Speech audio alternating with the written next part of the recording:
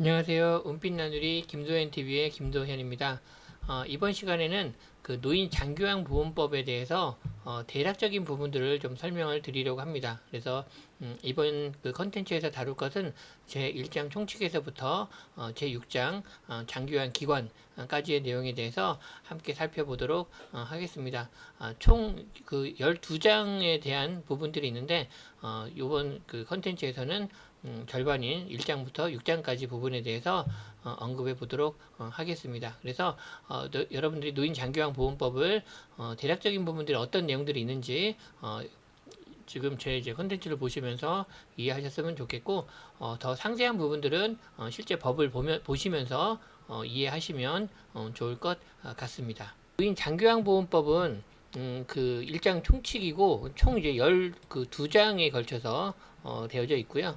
그래서 장기요양 보험, 장기요양 인정, 급여의 종류, 제공, 기관, 뭐 재가 및 시설 급여 비용, 그다음에 장기요양 위원회, 아니면 장기요양 그 지원 센터, 아니면 관리 운영 기관, 심사 청구 및 재심사 청구, 보칙, 벌칙 이런 12장에 걸쳐서 이루어졌다라고 보시면 되시겠습니다. 1조의 목적을 보면 법은 고령이나 노인성 질병 등으로 일상생활을 스스로 수행하기 어렵고 그 다음에 신체활동, 가사활동 지원 등의 장기요양 급여에 관한 사항들을 규정해서 그 가족의 부담을 덜어주고 국민의 삶의 질을 향상하도록 한다라는 목적으로 이루어져 있습니다. 제2장은 이제 정의인데요. 모든 법에는 그 법에서 나와 있는 그런 용어들에 대한 정의가 되어 있죠. 그래서 1편으로는 이제 노인이지 않습니까? 그래서 65세 이상 아니면 65세 미만자로서 치매, 뇌혈관성 질환 등 노인성 질병을 가진 자를 말한다 라고 되어 있고요. 그 다음에 장기요양 급여 되어 있습니다. 그 다음에 장기요양 사업, 장기요양 기관, 장기요양 요원으로 되어 있는 이런 용어에 대한 정의가 있습니다. 그 다음에 이제 제3조는 장기요양 급여 제공의 기본 원칙에 대해서 언급을 하고 있습니다. 그래서 노인 장기요양 보험은 최대한 자립적으로 그 일상생활을 수행할 수 있도록 제공하는 것이 이제 가장 큰 목적이 되겠습니다. 그래서 그 심신 상태라든지 생활 환경 이런 부분들을 종합적으로 고려해서 필요한 범위 안에서 적정하게 제공해야 된다라는 규정들이 있습니다. 그리고 이제 장기요양 그 급여는 재가급여를 우선적으로 제공해야 된다라는 그런 기본 원칙을 가지고 있고요. 그다음 노인 등의 심신 상태나 건강 등이 악화되지 않도록 의료 서비스와 연계해서 이를 제공해야 된다라고 강조하고 있습니다. 제3조에서 강조하고 있고요. 제4조는 국가 및 지방자치단체의 책무에 대한 부분이 언급되어 있습니다. 그래서 국가는 노인의 일상생활을 혼자서 수행할 수 있는 그런 필요한 사업들을 실시해야 된다라고 되어 있고 국가는 노인성 질환 예방을 수행하는 지방자치단체 등 국민건강보험공단이나 이런 데서 소요되는 비용 이런 것들을 지원할 수 있다라고 되어 있습니다. 그 다음에 이제 국가 및 지자체는 노인 인구, 지역 특성 등을 고려해서 급여가 원활하게 제공될 수 있도록 장기요양 기관을 확충하고 장기요양 기관의 설립을 지원해야 된다라고 법에서 명시하고 있습니다.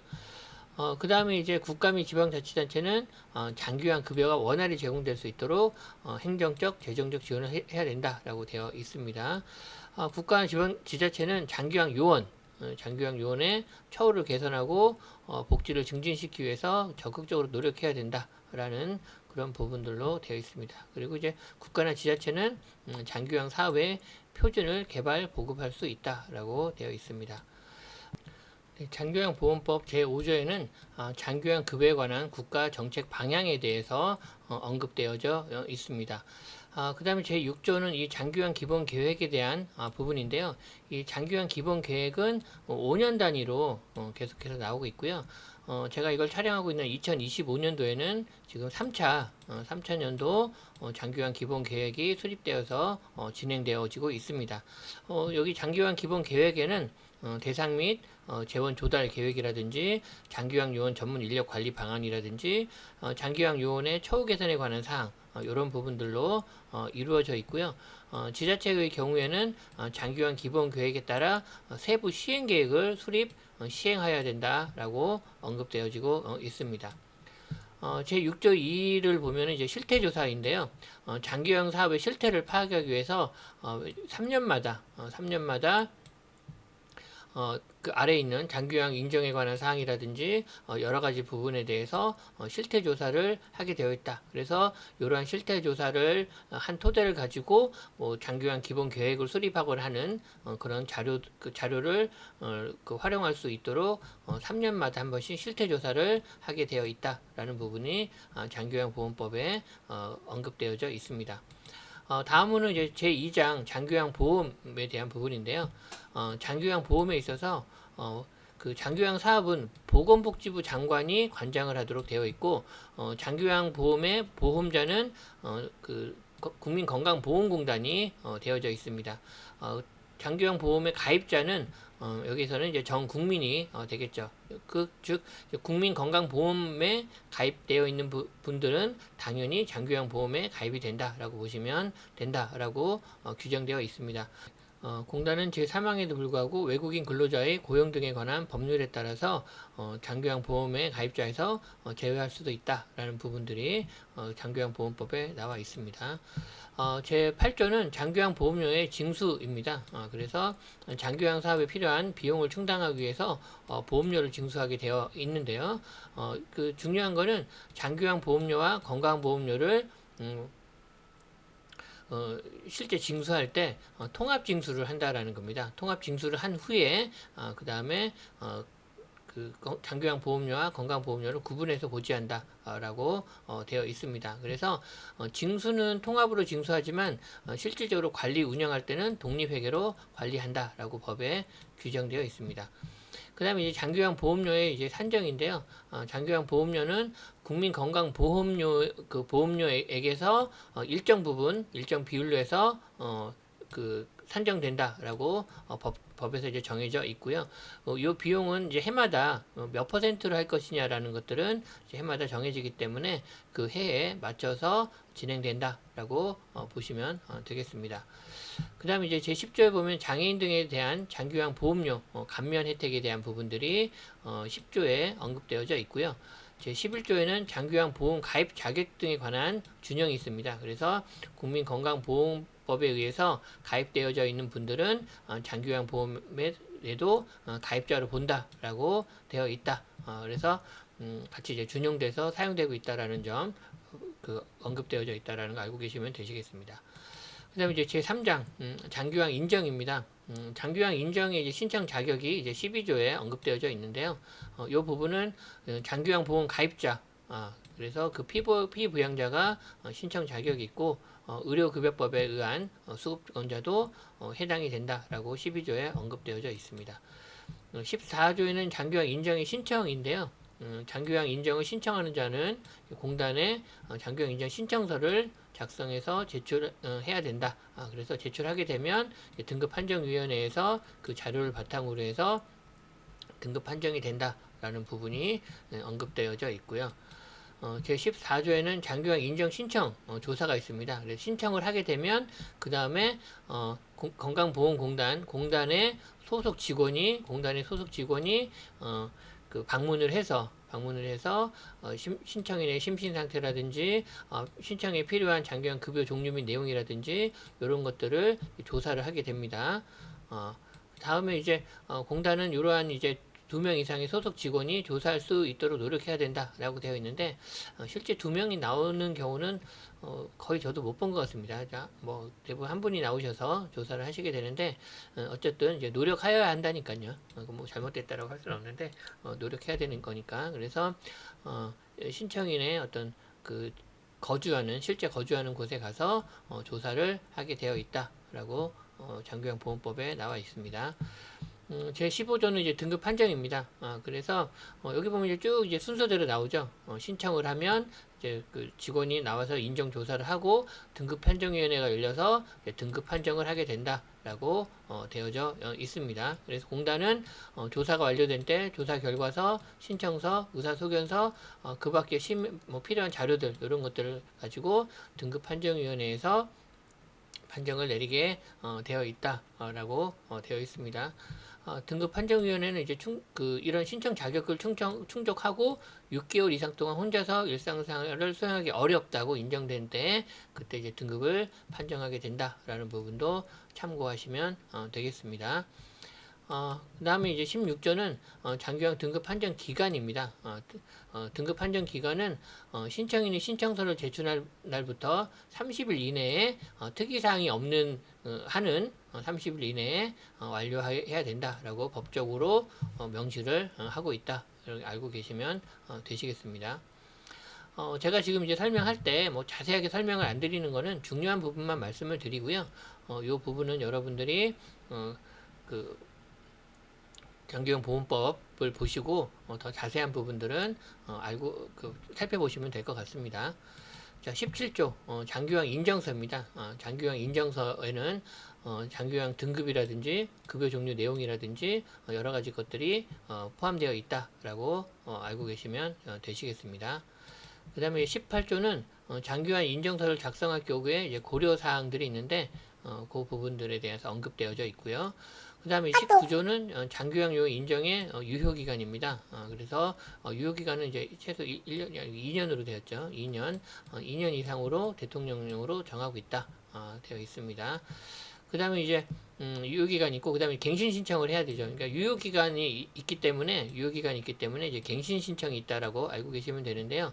유효기간 만료 전에 30일 전에서 90일 전에 갱신 신청을 완료해야 된다라고 법에서 정해져 있다라는 것 알고 계시면 되시겠습니다. 그 다음에 이제 장기요양 등급 등의 변경이 있습니다. 그 등급을 변경하고자 할 때 아니면 장기요양 급여 종류 내용 등을 변경하고자 할 때 변경 신청을 해야 된다라고 되어 있습니다. 다음에 이제 장기요양 인정 신청을 할 때 대리로 할 수 있는 자격 거에 대한 부분들이 장기요양 보험법에 언급되어져 있습니다. 그래서 본인이거나 아니면 본인의 가족이나 친족 아니면 이해관계인이 대리할 수도 있고요.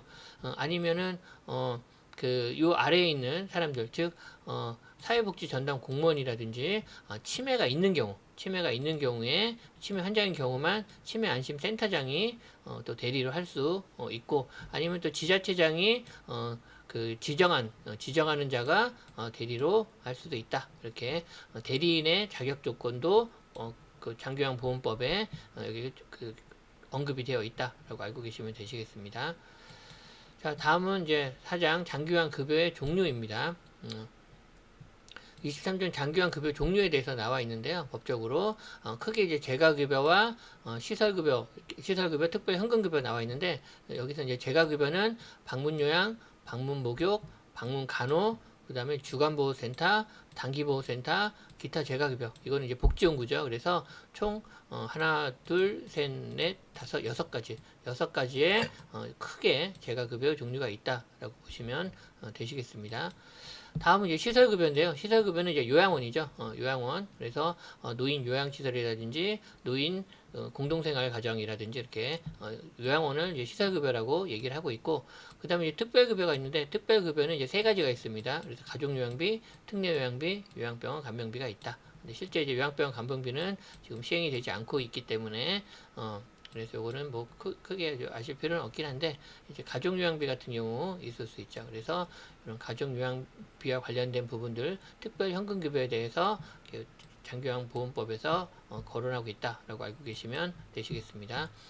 여기서 이제 가족요양비 같은 경우에는 뭐 도서 벽지 같은 경우에 등급을 받았는데도 불구하고 도서 벽지에 장기요양 기관이 없어서 이용을 하지 못한다라고 되었을 때는 가족요양비를 현금으로 지급하는 그런 제도에 대한 것이 장기요양보험법에 언급이 되어져 있습니다. 다음에 25조는 이제 특례요양비. 그래서 공단은 이제 수급자 장기요양 기관이 아닌 노인 요양시설에 에서 이제 서비스를 이용할 때 특례 요양비 현금으로 지급할 수 있다라고 되어져 있습니다.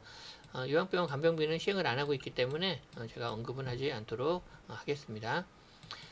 다음은 제5장 장기요양급여의 제공입니다. 그래서 장기요양급여의 제공에 관한 사항도 법에서 언급을 하고 있다.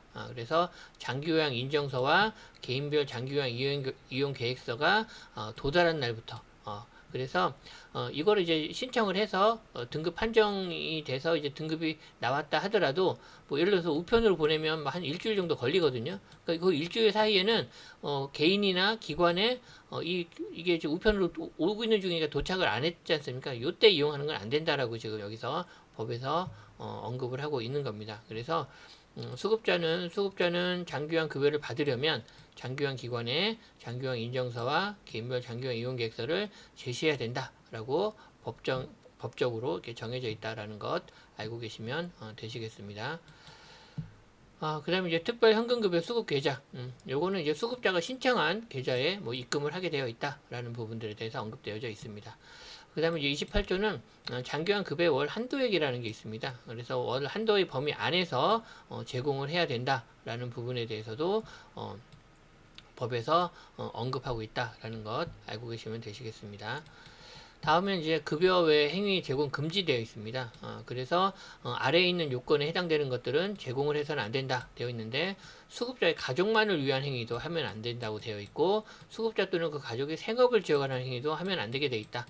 그래서 이거는 그 다음에 이제 수급자의 일상생활에 지장이 없는 행위를 지원해서도 안 되게 되어 있다라고 법적으로 딱 규정이 되어 있습니다. 그래서 이런 행위를 어겼을 때에는 나중에 뭐 과태료라든지 이런 게 있을 수 있기 때문에 주의해야 된다.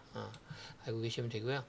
장기요양 급여에 이제 제한되는 부분들이 있습니다. 그래서 장기요양 급여를 받고 있는 자가 정당한 사유 없이 그 요구를 응하지 않거나 답변을 거절한 경우 장기요양 급여의 전부 또는 일부를 제공하지 아니했을 때 그래서 그런 행동을 해서는 안 된다라고 법적으로 정해져 있다라고 되어 있습니다.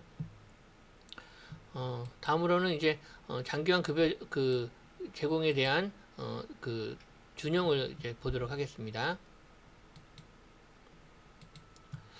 보면은 그 장기요양 급여 제한 등에 관한 준용은 국민건강보험법에 법에 있는 내용하고 동일하게 이제 준용해서 쓴다라고 법적으로 정해져 있다. 이런 사항에 대해서도 그 정해져 있다라는 거 알고 계시면 되시겠습니다. 제6장 장기요양 기관이 있습니다. 장기요양 기관에 이제 지정이 있는데요. 이제 31조에 장기요양 기관의 지정이 있습니다. 그래서 장기요양 기관을 운영하려고 하려면 지자체장에게 지정을 받아야 된다라고 되어 있습니다. 그래서 최근에는 이제 지정을 받기 위해서는 지정 심사를 받아서 그 지정 심사에 통과가 되어야지만 운영을 할 수 있도록 되어 있죠. 그래서 이것도 법적으로 지정을 하도록 되어 있다라고 제 그 6장에 제 31조에 나와 있다라고 알고 계시면 되시겠습니다. 그 다음에 장기요양 기관의 운영 계획이라든지 뭐 어떤 뭐 지역적 특성이라든지 이런 것들을 고려해서 지자체에서 지정 승인 요건들을 심사를 해서 그 지정을 하도록 되어 있다라는 것 알고 계시면 되겠습니다. 그 다음에 이제 32조는 이제 그 삭제가 됐고요. 제 32조의 2는 이제 결격 사유에 대해서 되어 있습니다. 그래서 아래의 결격 사유가 있는 경우는 장기요양 기관으로 지정받을 수 없다라고 되어 있는데 그 요건들이 여기 나와 있으니까 참고하시면 되시겠습니다. 32조에 3에는 장기요양 기관 지정의 유효기간이 있습니다. 기관이 지정이 됐다고 해서 마르고 닳도록 해서 운영할 수 있는 것이 아니고요. 유효기간 지정받은 날로부터 6년마다 한 번씩 재지정 심사를 받아야 됩니다. 그래서 2025년을 기준으로 하면은 2025년 기준으로 하면은 2019년 12월 12일 이전에 설립된 기관들은 2025년도에 재지정 심사를 받도록 되어 있다. 이런 부분들이 이제 법적으로 이제 정해져 있는 부분이다라는 것 알고 계시면 되시겠습니다. 다음은 이제 장기관 기관의 지정 갱신이 되는데, 좀 전에 말씀드렸듯이 6년이 도래했을 때 그때 지자체장에게 유효기간 끝나기 90일 전에 신청을 해야 된다. 만약에 신청하지 않으면 지정 갱신을 원하지 않는다 해서 기관이 폐쇄될 수도 있다라는 것, 지정 갱신이 안 됐기 때문에. 그렇죠. 그래서 이런 것들도 법적으로 딱 규정되어 있다라는 것 알고 계시면 되시겠습니다. 33조는 장기관 기관의 시설 인력에 관한 변경 부분이 있습니다. 그래서 장기관 기관의 장이 어떤 이제 중요한 사항을 변경하려고 할 때는 그 지자체장에게 변경 지정을 받아야 된다라고 규정하고 있다. 이 부분도 참고하시면 되시겠습니다. 33조 2 폐쇄외로 텔레비전 설치가 되어 있습니다. 그래서 장기관 기관을 운영하는 운영하는 자들은 노인 학대 방지 등 안전을 보안을 위해서 개인정보보호법에 준해서 그 설치 관리해야 된다라고 되어 있습니다. 그래서 여기 이제 그런 규정들이 이제 법적으로 나와 있다라는 것 알고 계시면 되시고요. 그래서 개인정보 보호법과 연관이 되어져서 설치하도록 되어 있다라는 것 알고 계시면 되시겠습니다. 그래서 이제 그 폐쇄외로 CCTV죠. CCTV 설치를 관리하는 자는 이제 수급자 및 장기관 기관 종사자 등에게 그 정보 주체의 권리가 침해되지 않는 범위 내에서 설치를 해야 된다라고 되어 있습니다. 뭐 노인 학대 방지라든지 뭐 어떤 그 침해되지 않는 범위 내에서 설치 운영해야 된다라는 것들이 법적으로 정해져 있고, 이거는 이제 2021년도에 점 설치가 되어져 있다라고 되어 있고, 법에서도 이제 영상 정보를 60일 이상 보관하도록 규정하고 있다. 좀 세세하게 법에서 규정하고 있다라는 것 알고 계시면 되시겠습니다. 영상정보 열람 금지가 있습니다. 그래서 CCTV 폐쇄외로 텔레비전을 설치했을 때 아무나 볼 수 없도록 되어 있다. 그래서 대부분 개인정보보호법이라든지 노인복지법이라든지 이런 법적인 부분에 있어서 결적 사유가 없도록 함부로 아무데서나 그 열람되지 않도록 제한적으로 운영하도록 법에서도 규정하고 있다라는 것 알고 계시면 되시겠습니다. 그래서 그런 이제 부분들이 있다라는 것 알고 계시면 되십니다. 그 다음에 이제 장기관 기관의 정보 안내에 있습니다. 그래서 기관은 급여의 내용이라든지 시설 인력 현황 이런 부분들을 그 공단이 운영하는 홈페이지 있지 않습니까? 롱텀케어.or.kr 그 포털, 공단 포털에 게시해야 된다라고 법적으로 이렇게 정해져 있다. 그냥 하면 좋지 않겠어요가 아니라 법에서 규정하고 있다라고 알고 계시면 되겠습니다. 35조는 장기관 기관의 의무입니다. 장기관 기관은 아래의 사항들을 준수해야 된다라고 되어져 있죠. 그래서 장기관 신청을 했는데 내가 이 기관을 이용하겠습니다 라고 했는데 장기관 급여 제공을 거부해서는 안 된다 라고 되어 있습니다. 다만 이제 예를 들어서 입소 정원에 여유가 없는 경우 등 정당한 사유가 있는 경우는 예외가 될 수가 있겠지만 장기관 예를 들어서 요양원에 나 이 요양원 이용하고 싶습니다 라고 했는데 정당한 사유 없이 거부할 수 없다라고 법적으로 정해져 있다라는 것, 그 외에 이런 부분 그 상세한 부분들이 의무가 있다라는 것 알고 계시면 되시겠습니다. 35조 2 장기관 기관의 재무 회계가 있습니다. 그래서 장기관 기관의 장은 보건복지부령으로 되어 있는 재무 회계에 관한 기준, 뭐 장기관 기관 재무 회계 기준에 따라서 운영해야 된다. 그래서 사회복지사업법에 에서 설치된 기관들은 그 사회복지사업법에 관련된 재무회계 기준에 준해서 시행해야 된다라고 보시면 되겠습니다. 35조의 3 인권교육입니다. 이거 굉장히 강조하고 있죠. 그래서 인권교육은 반드시 이수를 하게 되어 있고 요 이수한 것들은 이수로 완료된 부분들을 지자체에 정기적으로 보고하도록 되어 있습니다. 그래서 인권교육은 장기요양보험법에서도 시행하도록 규정하고 있다는 것 참고하셔서 알고 계시면 되시겠습니다. 35조의 4 장기요양 요원의 보호입니다. 장기요양 요원들에 대해서 법적으로 보호해야 된다는 내용들이 그렇게 언급되어져 있다라는 것 알고 계시면 되시겠고요. 그 다음에 이제 보험가입입니다. 그래서 장기관 기관은 종사자가 급여를 제공하는 과정에서 수급자가 받을 수 있는 그런 상해 등에 대해서 그 법률상 손해를 배상하는 그런 보험을 가입해야 된다, 돼야 된다라고 그 법에서 규정하고 있다라는 것 알고 계시면 되시겠습니다. 다음은 이제 36조 장기관 기관의 폐업 등의 신고입니다.